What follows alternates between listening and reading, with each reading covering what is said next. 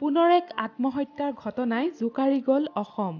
Reels বনোৱা পত্নীৰ মানসিক অত্যাচাৰ সহিব নোৱাৰি আত্মহত্যাৰ পথ বাছি ল'লে স্বামীয়ে।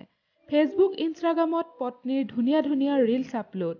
আগতে স্বামীৰ সৈতে একেলগে ৰিলছ বনাইছিল মডেল পত্নীগৰাকীয়ে।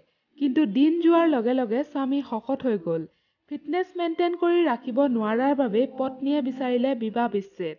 তাকে লৈ মানসিক অশান্তিত ভুগি আছিল স্বামী আৰু শেষত আত্মহত্যাৰ দৰে পথ বাছি ল'বলৈ তেওঁ বাধ্য হ'ল। স্বভাৱ চৰিত্ৰৰ ফালৰ পৰা আমি কোনোদিনে তাক বেয়া দেখা নাছিলোঁ। কিন্তু যেতিয়াৰ পৰা সি বিয়া পাতিলে তাৰ একচুৱেলি প্ৰেম বিবাহ হৈছিল।